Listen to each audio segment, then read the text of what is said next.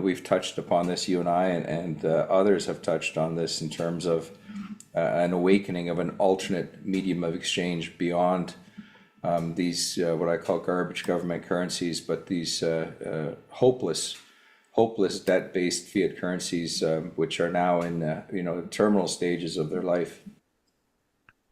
Monaco 64, home of alternative economics and contrarian views. Well, today I've got David Jensen back. We even have a playlist.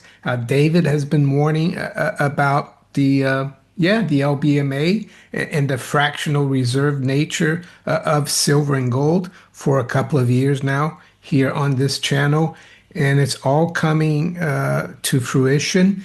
And it's interesting, David, that we picked a day to do our interview, and we didn't know, of course, but about an hour ago, we've seen a raid, not just in the silver market, but gold market. So, do you think the silver shortage is over, and that's why silver dropped like $10 from the highs?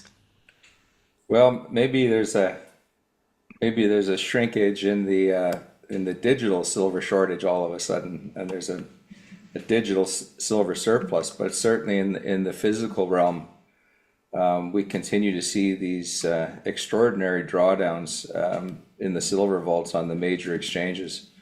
So looking at the big picture supply demand fundamentals of the market, my answer is no. I don't think there's been a sudden decrease in the global shortage, Mario. And by the way, yeah, thank you for coming on, and nice to talk to you again. So let's start maybe with the Chinese exchanges, because it seems that over there as well, there's a big shortage of silver, or the stocks of silver are coming down quite a bit. And I think we've got also a New Year's like holiday this coming week, so the markets there will be closed. I think I remember last year, David, when they had their holiday for New Year, actually gold and silver went up. So, how do you Yeah. see what's going on there? Well, I mean, we've seen the drastic decline in the vault stocks of physical silver in Shanghai. We're down, over 90% since 2020, and the cadence of the drawdown is of the order of several percent per day. I mean, we saw 8 or 9% on Monday of this week alone. The shortage is global, and the COMEX, the CME COMEX vault stocks in New York are now under 100 million ounces, and that's a fraction of the open interest, of course. But there's always been this lopsided ratio of the open interest versus silver available for delivery. But what is different right now is the accelerated drawdown of the vault stocks in New York as well. So really, really unusual times, and nothing in terms of a daily trade on these digital exchanges changes the fact that there is a surge globally into securing physical silver in the market. And that, of course, is anathema to these digital promissory note markets. Yeah, who do you think? Because like, yeah, today, February 12th, we're speaking, and it's yeah, around just after midday Eastern time, five Yeah. after 5 p.m. London, and I mean the high today in gold was 5,100, the spot, and silver was 85. And about an hour and a half ago, it just melted down. The market just melted down. Silver Yeah. traded to just below 75, gold 48.78. So who do you think is behind this? Do you think it's the bullion bank trying to scare those people who want the physical because they don't have enough to deliver, or do you think it could be hedge funds trying to play around with the market? Yeah. Uh, I think it's the entire shebang. It's likely Treasury. It's likely the bullion banks. It is speculative interests who know that these strikes come and then play it. It's pretty predictable. But I think the key, Mario, again, is just focusing on these stocks and the relentless cadence of the drawdown. It is just a steady drumbeat. And this is, and there's other things happening, not just in the West, but I mean, even if you look at China, the steps that have been taken to keep out the smaller traders out of the market speaks to me of a global problem that is recognized. I'm sure the CCP doesn't want the weakness of the yuan or the CNY RMB exposed either, and that's what gold and silver relentlessly rising in price and advertising their value as alternate media of exchange does. And we've touched upon this, you and I, and others have touched on this in terms of an awakening of an alternate medium of exchange beyond these what I call garbage government currencies, but these hopeless debt-based fiat currencies, which are now in terminal stages of their life. Yeah, and looking here at the open interest in March silver on COMEX, it's Yep. still at around 65,000, which is like 300, over 300 million ounces, and there's only just under 100 million to deliver. But of course, that could be rolled over into May. But like you said, we need to really keep an eye on this. Yeah, the And registered inventory, right? It's the registered that we've yeah, got to focus on. Like, it's down 25% since the beginning of the year. yeah, and I mean, there are some people out there. I don't know if you want to mention names, but who used to work in the big bullion banks, who are quite active on social media. And I heard one of them say that, oh, it doesn't matter because there's plenty of eligible, but to me, it seems like eligible is not for sale. And it seems a little bit dishonest to say that there isn't a problem. So maybe you could Yeah, tell the viewers, explain to the viewers, the difference between registered and eligible. right. And yeah, So we have the vaults. There's a little over half a dozen vaults in New York that are COMEX registered vaults, and there are two categories of silver holdings in these vaults, and one is the eligible, and that means that the silver is in the right form and is stored in those vaults, and it is eligible to be used on the exchange, but it hasn't yet been registered. Registered is the second category, where it is registered to back contracts that are traded in the CME COMEX market there. So it's like looking, if you're saying that the eligible silver depository vault stocks can be utilized, that's true, but it's like looking at a bank and saying, well, this account owes me money, but look how much money is in the bank in all of the accounts. And that's really irrelevant, right? The core issue is, what specifically now can we see that is available to back the contracts that are traded? Forget about the rest of the silver that's held in the bank, right? Let's not get deflected onto that issue. There's lots of silver in the world, but there's a very, very limited amount available for settlement in these exchanges, and that is really the core issue that we're dealing with. so it seems to me when this veteran retired bullion banker says that the eligible can be used, he's basically saying they can do a bail-in of your silver because the people who hold their silver or gold in the eligible vaults, it's not for sale. And if they take it, isn't that illegal? Yeah, it's what he's saying is silly. It's like saying people have silver in the world. Yeah, they do have silver in the world. But the issue is that we have a global shortage of silver available to market at current prices. And we clearly need a reset to much, much higher prices to liquefy the market and allow it to clear. And this is an absolute no-no, apparently, in terms of the activity that we see from the bullion banks and governments as well. I mean, I think the Chinese, seeing them with this edict that came out in the last couple of weeks here, in terms of a rolling basis of blocking certain parties from trading in the Shanghai Futures Exchange, is really interesting to me. Like, some people said that they're really forcing the shorts out, but what you see is that the very large parties are allowed to continue to trade, and I think that those represent the industrial interests. And what they're doing is that they're taking out the smaller investment interests. And I've kind of likened this to like that what's going on in China right now is a guppy eating, or a billion guppies eating a whale.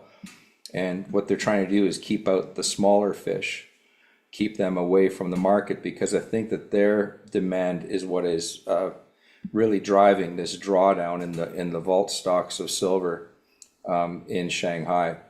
But Yeah. ultimately, I don't think it's going to make much of a difference, because the retail demand is still there in China. People want silver, desperately so in some cases. And as the price in the Chinese market continues to rise, it gives further pressure for import demand to vest itself and to pull physical silver from overseas markets into China to take advantage of the arb that you see there in the price differential between China and the rest of the world. What is the spread these days, David, between like the Western spot price and the Yeah. Chinese Shanghai gold and futures as well? Well, it's about $8, around 10% right now. So the Shanghai spot is roughly $84. But when you look at that price at $84, there is a VAT tax that is applied to any purchases in China. And so when you apply that 13% VAT tax, it takes the price up to the $95 range. And so if you look at 95 versus whatever the silver price is around 70, $72 right now in the US. 76. Yeah. 76. Yeah, so you got about a $20 spread there in the price between what an industrial user has to pay to secure these 15 kilogram bars in China, and what you can buy it for in the West. So the cost of insuring and shipping and logistics to move silver from New York or London to Shanghai is about $2 an ounce, and that leaves you about an $18 ARB opportunity if you want to look at the smuggling side of things, and that really is a real thing. It's a fact that when you have these demands and that there's a market demand for the metal, that the metal is ultimately going to flow through many different channels. And if we ignore the VAT aspect of it, I mean, there's still a $7-8 ARB opportunity if you want to move it through official channels. And $7-8 minus a couple of bucks of transportation, you're looking at like $5 an ounce. And if you move millions of ounces, that adds up to let's say real currency, if you want to put it that way. It adds up, and even moving through official channels, there's plenty of pressure there for Western silver to move in to meet the Chinese demand. And so the futures exchanges in Shanghai and in New York and London, wherever they are, they can play these paper games and try to put up obstacles, but in the end, it's not going to make much difference. It's weeks of delay. The ultimate problem is chronic, and it is extraordinarily acute, and it's not going away. Yeah, and any view on gold? I know the situation is a little different there. And also on silver, I wanted to ask you, because I've noticed that there's some backwardation. I mean, the March contract is trading like I think 50 cents above spot. So maybe, yeah, maybe talk about this backwardation, and then we can move on to gold. Backwardation in silver? Yeah, because for example, I've got a friend. He looks at the future, the March future, Yeah, and today he said, you know, it's trading at such and such a level, and I said, well, the spot is trading higher than that. yeah, So yeah, that's one of the I mean indicators. that means that there's a shortage, doesn't it? It does. When the market is in backwardation, you don't expect these price drops, which is another signal, right? Right, right. Hmm. When you have severe shortage, you don't have panic selling. And the shortage is global. And there is a backwardation. I mean, right now we're in a point of high flux in the trading day here because of the drill of the prices and hitting the stops and plunging the market. So when you're in these volatile periods of trading, you can't really take a measure and call it, a objective measure of the market overall. But even in the period of this plunge, we're seeing that the cash price is maintained above the futures price, which should not be, which means that people want physical more than they want the futures. They want it now, and they're willing to pay more than the storage costs and the financing costs for a futures delivery contract. And so this has now become embedded really in the futures market for months now. And it's a signal that the problem is real and it's a physical metal shortage globally. And all that is happening with these price smashes is that they are compounding the problem because we need more metal into the market. We need higher prices offered, not lower. And so it's kind of a panicked Yeah, short term. it's like they're throwing fuel into the fire, I guess.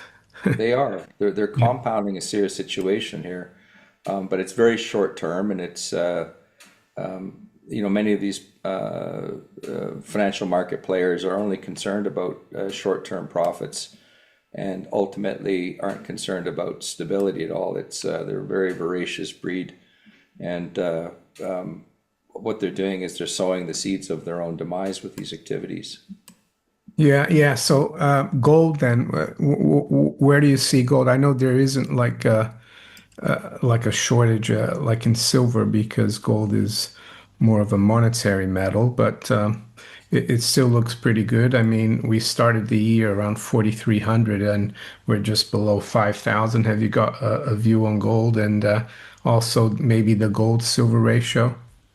Yeah, well, it's gold is not in the same shortage as silver is. The price is not in backwardation where you have the cash market or the spot price above the futures price. So it's a much more liquid market. The central banks also play in this market, leasing their gold into the market to meet a shortage and take away the price signal. The real problem that we're seeing globally, Mario, is the silver market. And this is a problem in the silver market that's been going on for more than a year now. The shortage has been just chronic, they're just every day, every day. It's been there as an artifact of the market that can't be ignored. And I think that the silver market, ultimately the gold market will break in the same way as the silver market. But the silver market has, the silver use has many different aspects to it.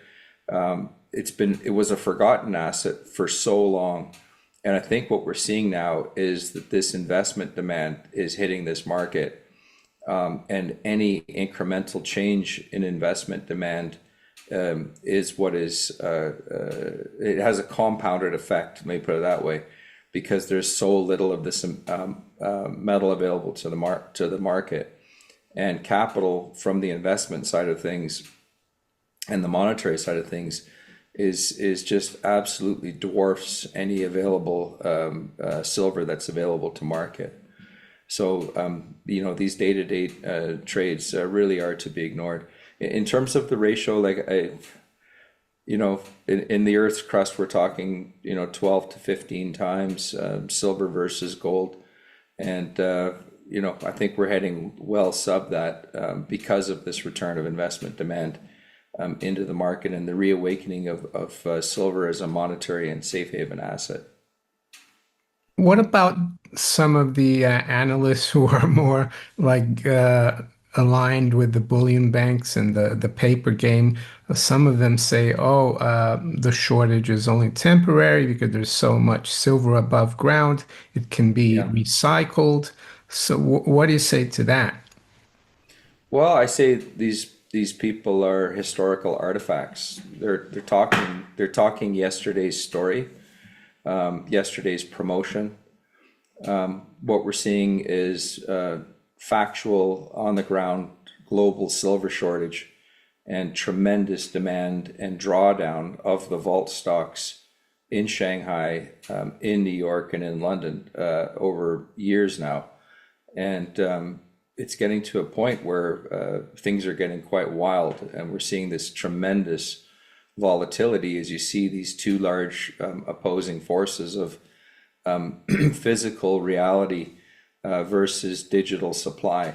And the use of the silver supply side of things to try to smash the prices, it's really a losing prospect.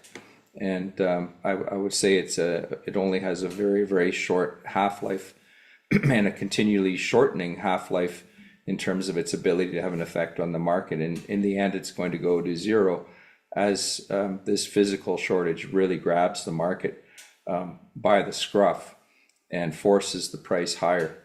And by the way, we don't need to see these vault stocks drawn down to zero for the market to have radical moves. We don't, the people that take linear lines and project the last month's draw and say, well, that means we've got this many more months until, there's a crisis. The crisis starts well before you hit zero vault stocks, and it accentuates the demand for physical delivery.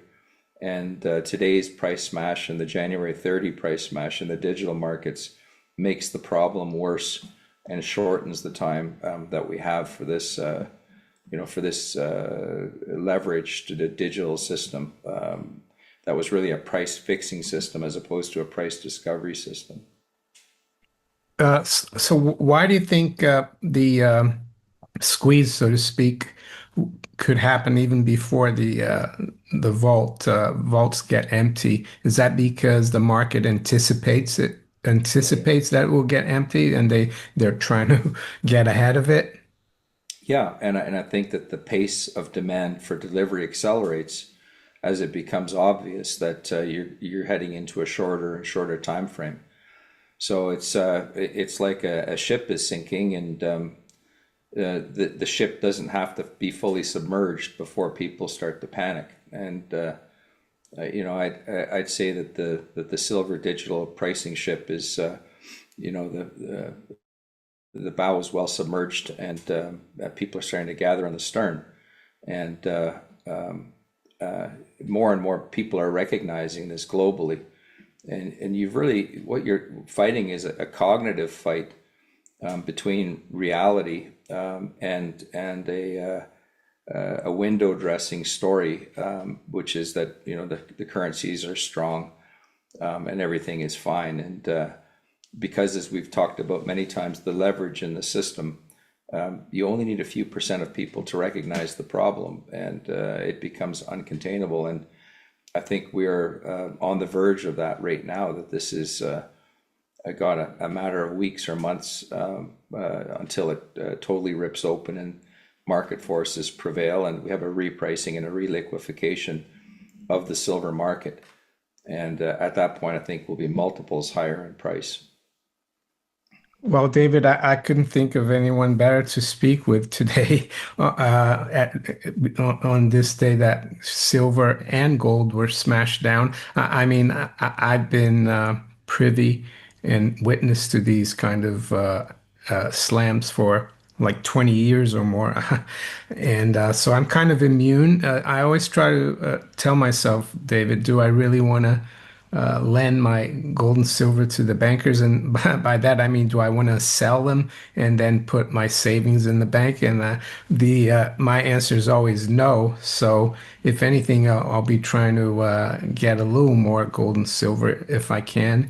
And yeah, great analogy there about the ship sinking and people realizing that it's going to sink Yeah. and trying to jump off, bit like the And people, Titanic.